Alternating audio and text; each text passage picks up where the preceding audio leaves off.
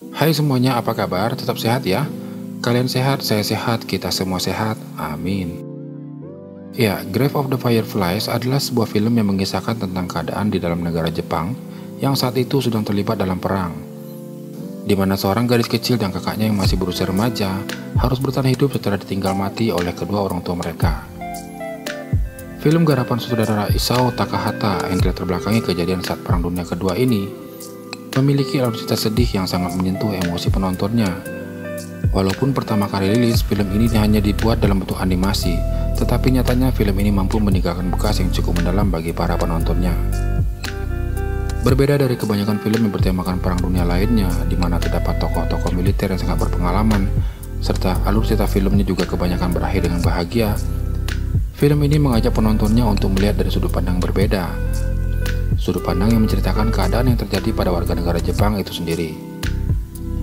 Ya, sebelum melanjutkan menonton video ini, mungkin teman-teman yang terbiasa melihat video dengan resolusi tinggi akan sedikit terganggu melihat cuplikan film kali ini.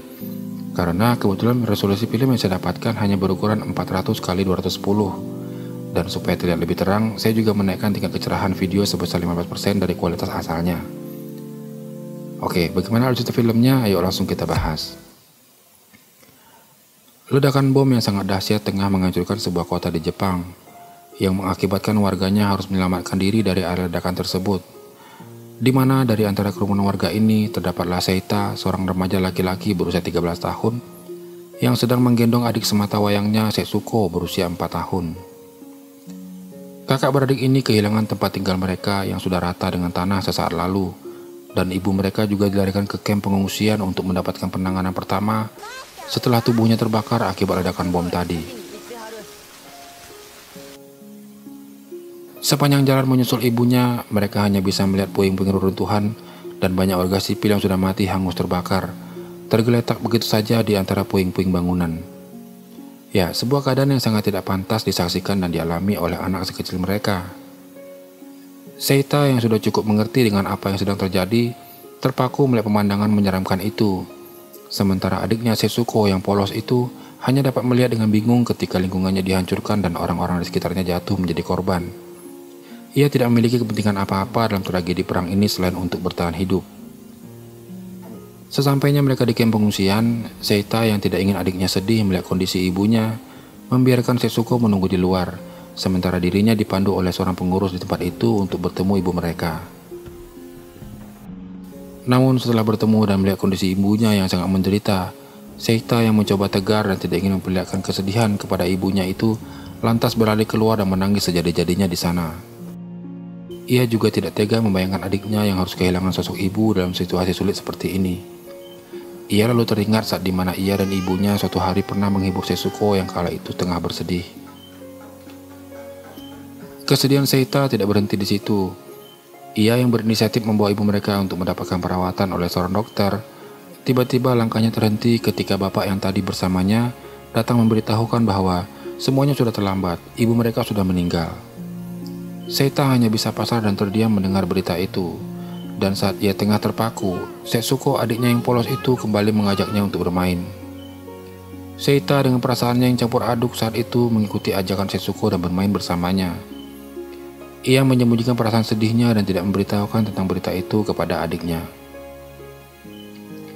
Setelah selesai bermain, ia lalu menghadiri kegiatan pemakaman massal dan melihat jasad ibunya untuk terakhir kalinya.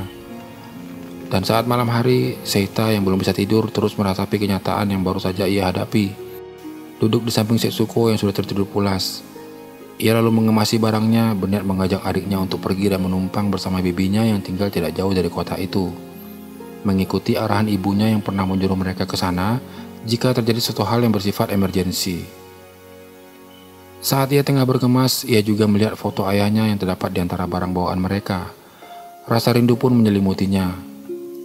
Ia lalu teringat kembali akan kenangan terakhir bersama ayahnya yang saat itu meninggalkan mereka saat Setsuko masih bayi. Saat ia juga masih manja-manjanya bersama ibunya. Ya, ayah mereka ini adalah seorang militer berpangkat kapten yang tergabung dalam Satuan Angkatan Laut Jepang kala itu. Keesokan harinya sebelum berangkat, kedua kakak beradik ini pergi ke reruntuhan rumah mereka dan mengambil barang-barang yang bisa mereka gunakan. Dan dalam perjalanan mereka ke sana, Setsuko juga merengek kepada Seita mengatakan bahwa Ia rindu dan ingin bertemu ibunya. Seita hanya bisa berbohong kepada adiknya dan mengatakan bahwa ibu mereka akan segera menyusul ke rumah bibi saat sudah keluar dari rumah sakit. Mereka juga sempat bertemu seorang kepala sekolah yang kelihatannya cukup heran melihat kedua anak ini, dan sempat menanyai siapa mereka, dari mana mau kemana, dan apa yang terjadi pada mereka. Kepala sekolah ini juga mengajak Seita untuk kapan-kapan bisa berlatih kendo bersamanya. Setelah sampai di kediaman bibi mereka, Seita lalu memperkenalkan dirinya dan adiknya, menceritakan kondisi yang baru saja menimpa keluarga mereka serta alasan mereka datang ke situ. Perbincangan awal mereka ini tampaknya tidak sesuai seperti apa yang diharapkan.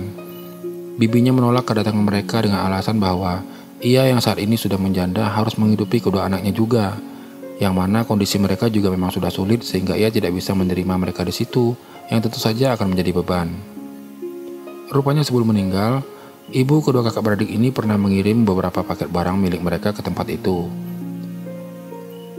Seita yang sadar diri akan penolakan bibinya tadi, kemudian meminta paket barang-barang ibunya itu untuk ia bawa pergi. Namun bibinya ini menyangkalnya.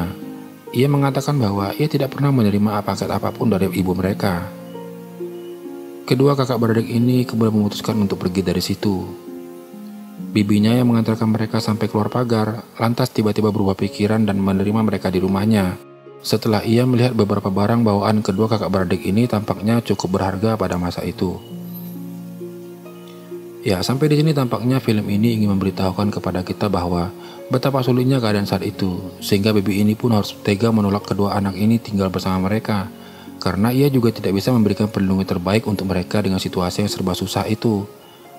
Ia kemudian menerima mereka di situ karena melihat barang-barang berharga itu cukup untuk bisa menopang hidup mereka bersama untuk beberapa waktu ke depan.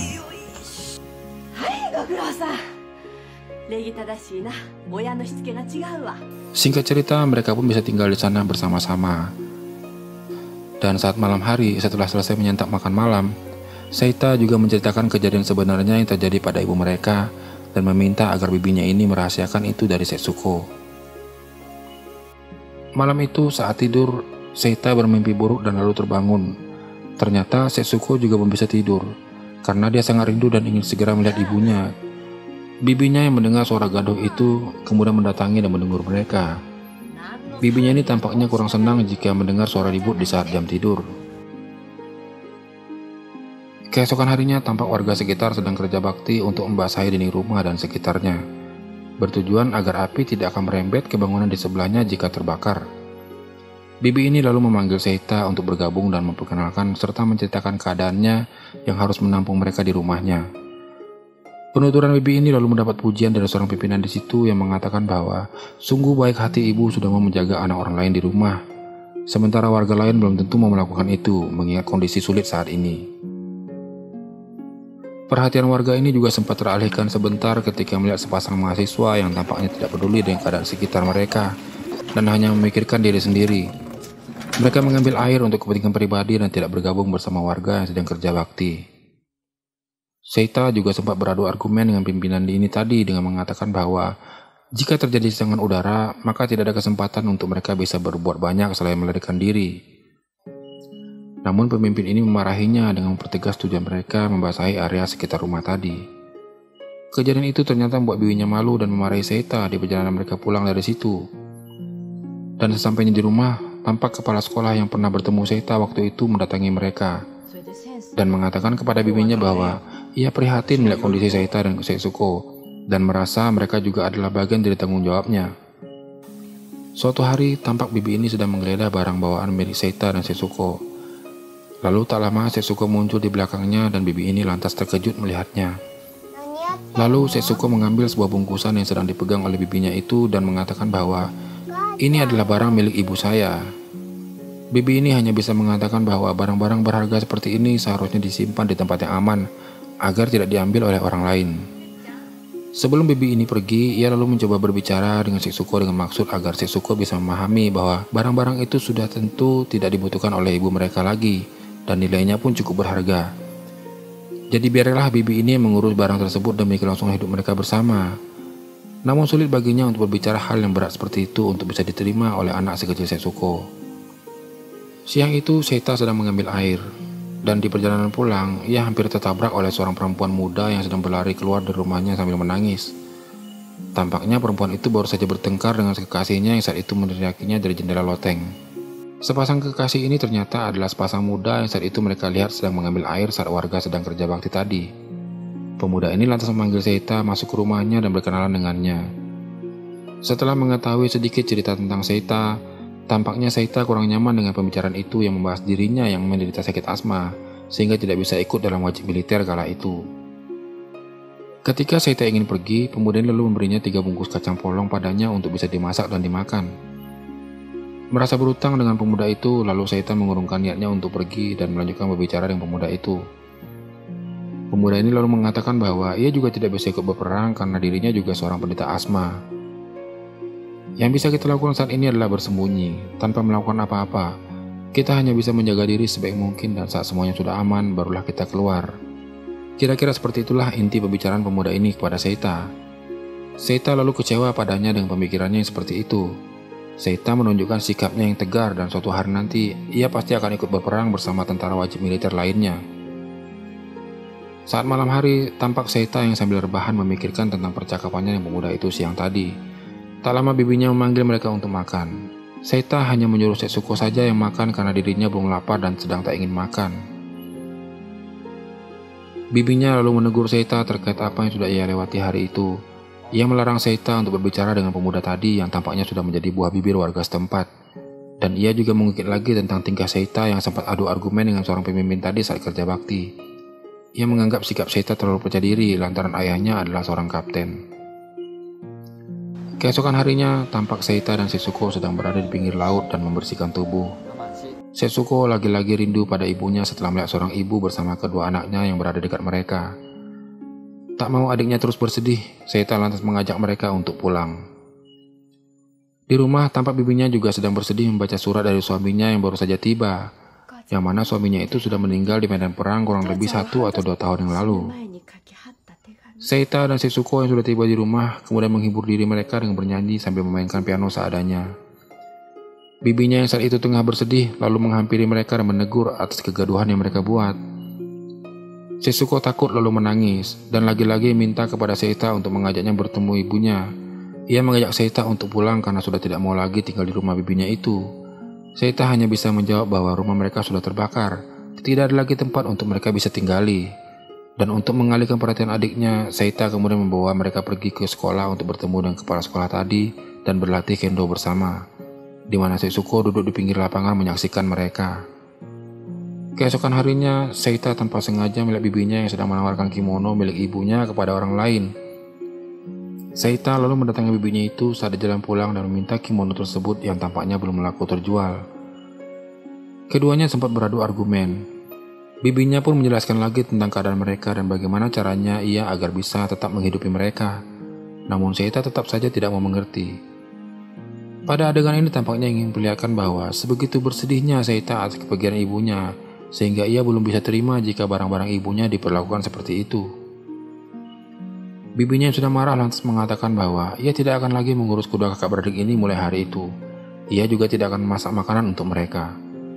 Seita lalu minta jatah beras untuknya dan dia akan mengurus diri mereka sendiri. Dan akhirnya sore itu, Seita dan Setsuko pun memasak makanan mereka sendiri yang dilakukan di luar rumah. Bibinya yang masih kesal kemudian memanggil anak-anaknya untuk makan malam dan sengaja berkata-kata mengucapkan sindiran pada Seita yang sedang mengipas-kipas tungku api buatannya. Anak-anak bibi ini juga serba salah dan tidak bisa berbuat banyak pada keadaan itu. Lalu tampak Setsuko juga sudah sangat lapar dan tidak sabar menunggu masakan Seita yang belum matang. Malam itu keduanya belum bisa tidur. Seita yang masih kesal memikirkan insiden siang tadi bersama bibinya, lantas membentak Setsuko yang kala itu merengek padanya, yang membuat Setsuko menangis. Yang mana lagi-lagi itu mengundang marah dari bibinya yang sangat tidak suka mendengar kegaduhan terutama di saat jam tidur. Ia lalu memaksa Seita untuk cepat-cepat mengurus adiknya itu agar tenang. Seita lalu menenangkan adiknya dengan cara menggendongnya dan mengajaknya keluar melihat kunang-kunang, hingga akhirnya Setsuko pun bisa tertidur. Keesokan paginya, Setsuko berdiri dan menatap keluarga ini sedang sarapan, menunjukkan dirinya yang tampak ingin memakan sesuatu yang lebih enak dari masakan kakaknya. Ia bertanya pada bibinya apakah ia bisa duduk di samping meja makan itu. Bibinya mempersilahkannya, namun maaf ia tidak bisa berbagi makanan lagi kepada Setsuko. Lalu kemudian Seita datang dan mengajak adiknya ini untuk makan sarapan yang sudah ia buat. Sembari kedua kakak beradik ini meninggalkan ruangan makan itu, lagi-lagi bibinya menyindir Seita dengan kata-kata pedasnya. Ya, sudah bisa kita lihat ya bahwa ada perang dingin yang terjadi antara Seita dan bibinya di rumah itu. Yang tentu saja keadaan itu membuat Seita merasa tidak nyaman berada di rumah itu lagi. Di tempat lain, orang-orang menemukan jasad kepala sekolah bersama keluarganya yang memutuskan untuk bunuh diri di dalam gubuk kecil di pinggir danau yang pernah mereka datangi beberapa hari lalu. Seita pun ikut mendatangi TKP bersama warga yang sudah berkerumun untuk melihat-lihat. Keesokan harinya, tampak Seita yang lagi-lagi bertengkar dengan bibinya meminta barang milik ibunya agar dikembalikan. Merasa sudah tidak sanggup lagi, akhirnya bibinya menyerahkan seluruh kimono ibunya yang sudah masih tersisa. Seita kaget melihat kimono-kimono itu sudah sedikit dan menyebut bibinya sebagai pencuri. Kemudian bibinya menjelaskan lagi kepada Seita perihal barang-barang itu yang sudah dijual untuk menghidupi mereka, yang mana itu juga merupakan mandat dari ibu mereka sebagai bantuan dan balas budi karena sudah merepotkan sang bibi untuk menjaga anak-anaknya. Setsuko yang ada di situ juga mengatakan pada kakaknya bahwa ibu mereka sudah meninggal dan tidak lagi memerlukan kimono-kimono itu. Seita terkejut mengetahui Setsuko yang sudah paham bahwa ibu mereka sudah meninggal. Mungkin secara diam-diam bibi ini sudah menceritakan padanya agar bisa mengerti keadaan. Dan karena bibinya sudah terlanjur sakit hati pada Seita yang mengatakan bahwa ia pencuri, bibi ini pun mengusir mereka. Seita yang menunjukkan sisi keras kepalanya lantas mengatakan juga bahwa mereka akan pergi dari rumah itu. Ya, di sini menurut saya ada dua hal yang membuat Seita memutuskan untuk pergi. Pertama, selain keras kepala, ia juga berusaha menjaga barang-barang keluarganya dengan baik. Dan kedua, ia juga tidak suka pada bibinya yang sudah berjanji tidak memberitahukan kepada Setsuko tentang ibu mereka yang sudah meninggal. Namun kenyataannya Setsuko sudah mengetahuinya. Singkat cerita, kedua kakak beradik ini pun pergi meninggalkan rumah itu. Seita mengajak mereka untuk tinggal di gubuk tempat di mana kepala sekolah tadi bunuh diri. Tampaknya gubuk ini adalah sebuah pintu masuk ke pertambangan bawah tanah yang sudah tidak aktif. Seita lalu mengatur barang-barang mereka dan malam harinya mereka berdua makan di bagian luar gubuk yang mereka anggap sebagai dapurnya dan bermain kunang-kunang setelah itu. Saat pagi hari, Setsuko membangunkan Seita dan memperlihatkan beberapa kunang-kunang yang sudah mati, lalu meminta Seita untuk menguburkan mereka. Saat Seita sedang mengubur, Setsuko mendatanginya dengan membawa sejumlah batang kayu kecil dengan maksud dijadikan sebagai nisan untuk menuliskan nama-nama dari tiap kunang-kunang itu di kayu tersebut, di mana Setsuko sudah memberi nama tiap-tiap kunang-kunang itu. Ya, hari demi hari mereka lewati dengan menjalankan aktivitas mereka melalui gubuk itu, di mana jika persediaan sudah menipis, Seita kemudian kembali menjual barang milik ibunya agar bisa membeli bahan makanan untuk mereka. MCK juga mereka lakukan di danau itu, dan tiap sore hingga malam mereka habiskan dengan bermain kunang-kunang. Dan tiap ada kunang-kunang yang mati, mereka juga tidak lupa untuk selalu menguburnya. Sampai dengan suatu hari, Seita sudah selesai masak memanggil Setsuko untuk makan. Setsuko tampaknya baru selesai dari kamar kecil dan melihat makanan itu tampak berkuah, ia tidak ingin memakannya. Dan begitupun keesokan harinya, saat ingin makan, tampak lagi Setsuko kembali baru selesai dari kamar kecil. Saat ini tampaknya Setsuko sudah menunjukkan suatu gejala adanya gangguan pada bagian pencernaannya di mana ia memberitahukan bahwa ia baru saja mencret-mencret. Dan karena alasan itu jugalah hari sebelumnya Setsuko tidak ingin makan makanan berkuah yang dibuat kakaknya tersebut. Seita tampaknya belum menyadari gejala itu. Perhatian mereka juga teralihkan saat sebuah pesawat tempur yang sedang lewat di atas langit. Setsuko mengatakan bahwa pesawat itu terlihat seperti kunang-kunang. Keesokan paginya sebelum berangkat mencari makan, Seita memberitahukan bahwa ini adalah kimono terakhir yang dapat ia jual. Setsuko yang tampak lemas namun masih ingin bermain bersama kakaknya itu memberikan sebuah benda kecil kepada kakaknya dengan berhayal bahwa itu adalah makan malam mereka. Kemudian ke benda kecil berikutnya dengan mengatakan bahwa itu adalah bubur kacang hijau yang baru saja ia masak. Seita hanya terdiam melihat tingkah adiknya itu. Hingga siang harinya, Seita merampas kentang dari tangan seorang anak yang sedang makan, kemudian memberikannya kepada Setsuko. Namun Setsuko yang saat itu sangat ingin makan apel, enggan menerima pemberian kakaknya tadi. Dan karena Seita juga sudah sangat lapar, maka ialah yang memakan kentang tersebut. Malam harinya tampak warga sekitar sedang berlarian dan mengungsi karena adanya serangan udara. Seita memanfaatkan kesempatan itu untuk menjarah rumah-rumah warga dan mencari bahan makanan yang sekiranya tertinggal. Seita lalu memberi makan lagi kepada adiknya, namun ditolak lagi karena Setsuko kala itu menginginkan sebuah permen dan sangat merindukan ibu mereka. Saat ingin tidur, Seita tampak gelisah dan mengatakan kepada Setsuko bahwa ia terserang diare. Dan Setsuko juga mengatakan bahwa ia juga mengalami hal yang sama. Dan barulah saat itu Seita menyadari bahwa adiknya juga sedang sakit. Yang mana saat itu adiknya ini sudah mencret dan mengotori celananya. Seita bingung tidak bisa berbuat apa-apa untuk membantu kesehatan adiknya. Saat itu yang terbaik bisa ia lakukan hanyalah memberi mereka makan seadanya, walaupun tampak tidak higienis, dan juga mencuci pakaian adiknya yang sudah kotor tersebut. Berbeda dengan Seita yang memiliki fisik cukup kuat, Setsuko semakin hari semakin lemas karena diare tersebut. Ditambah lagi tidak adanya makanan yang layak yang bisa mereka makan. Malam berikutnya saat penyerangan, kembali Seita berniat menjarah rumah-rumah warga yang ditinggalkan. Ia juga sempat berhenti di depan rumah bibinya yang kala itu sudah kosong ditinggalkan. Ia lalu melihat juga pemuda yang pernah berbicaranya pada waktu itu yang sudah dalam kondisi mati terbunuh. Dan karena tidak ada lagi rumah warga yang dapat ia jarah, Seita kemudian mencuri sebuah kebun milik seorang warga, di mana kala itu Seita tertangkap tangan dan dipukuli oleh orang tersebut. Pagi harinya, Setsuko yang sudah bangun mendapati Seita yang sudah babak belur akibat dipukul dan hanya terbaring di luar gubuk mereka. Akibat terserang diare ini, kedua kakak beradik ini seringkali ke kamar kecil dan semakin lemas karena kekurangan cairan. Pagi itu di kamar kecil, Seita kembali melihat foto ayahnya yang sudah sangat mereka rindukan. Saking rindunya, ia juga seperti berhalusinasi melihat kedua orang tuanya yang berdiri dekat mereka dan memperhatikan mereka. Pada malam harinya juga, Seita bermimpi buruk lagi, di mana di sana ia melihat keluarganya yang sudah terbunuh. Ia lalu terbangun dan melihat Setsuko yang belum bisa tidur juga. Kemudian Setsuko memberinya sebuah permen yang tampaknya sudah tidak baik lagi untuk dimakan. Ia menghibur adiknya dengan mengatakan permen ini rasanya sangat enak. Namun setelah itu diarenya pun kambuh dan lalu ke kamar kecil. Hari demi hari kondisi kakak beradik ini semakin lemah karena diare yang diakibatkan tidak sehatnya lingkungan serta makanan mereka kala itu. Dan keesokan harinya, saat baru kembali dari luar, Seita mendapati Setsuko yang terbaring dengan kondisi yang semakin mengkhawatirkan. Setelah dibangunkan, Setsuko lalu memberinya boneka kesayangannya dengan maksud mulai hari ini boneka tersebut menjadi milik kakaknya saja. Seita yang mengkhawatirkan kondisi adiknya itu hanya bisa merenung dan tidak bisa berbuat banyak untuk pemulihan kondisi adiknya. Tidak ada siapa-siapa lagi yang bisa diharapkan untuk membantu mereka. Semua sanak famili sudah terpecah belah. Ibunya sudah meninggal, sementara ayahnya hingga kini tidak ada kabar. Apakah masih selamat di medan pertempuran ataukah sudah meninggal? Kesedihan Seita bertambah lagi siang itu, di mana saat ia kembali dari kamar kecil, ia mendapati Setsuko sudah meninggal. Ia tidak menyadari ternyata saat Setsuko memberinya boneka kesayangannya tadi, itu adalah detik-detik napas terakhir adiknya sebelum akhirnya pergi meninggalkannya untuk selamanya. Setsuko!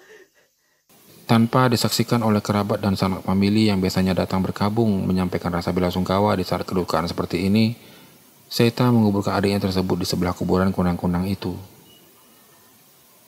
Di akhir film, tampak Seita yang lalu pergi meninggalkan tempat itu membawa rasa sedihnya, berjalan lemah tidak berdaya di bawah hujan deras dan tanpa tahu arah dan tujuannya. Baik teman-teman, jika kita melihat lebih dalam makna di balik film ini, Setsuko adalah gambaran kepolosan dan kemurnian masa kanak-kanak yang tidak memahami konflik di sekitarnya. Ia tidak memiliki kepentingan apa-apa dalam situasi perang itu. Ia hanya ingin bermain dan selalu berimajinasi. Seita di sisi lain agak terobsesi dengan harga dirinya dan rasa nasionalis yang tinggi, di mana dia selalu mengenakan seragam militer dan meniru postur ayahnya. Dia jelas bercita-cita menjadi seperti ayahnya untuk bergabung dengan militer di suatu hari nanti dan menjadi kontributor bagi masyarakat. Ia menaruh kepercayaannya pada militer dengan mengasumsikan ayahnya dan rekan-rekan tentaranya akan memenangkan perang. Saat ia menyadari bahwa ia sudah salah, semuanya sudah terlambat. Adiknya sudah terlalu lemah untuk bisa bertahan hidup. Kunang-kunang dalam film ini mewakili Setsuko, Seita, dan anak-anak lain yang meninggal dunia di usia muda, yang mana hidup kunang-kunang hanya sekitar 2-3 minggu saja, sebuah waktu yang cukup singkat dan dianggap sebagai simbol ketidakkekalan. Banyak masalah seperti yang dialami Seita dan Setsuko terjadi biasanya karena rasa enggan kita untuk membantu satu sama lain yang terlalu fokus mengurus diri sendiri, sehingga melupakan komunitasnya serta norma kemanusiaan yang diperlukan saat menghadapi masa-masa sulit. Ya, mungkin itu saja dulu video kali ini. Akhirnya saya William pamit undur diri. Terima kasih sudah memperhatikan. Jangan lupa jaga kesehatan dan sampai jumpa di video berikutnya.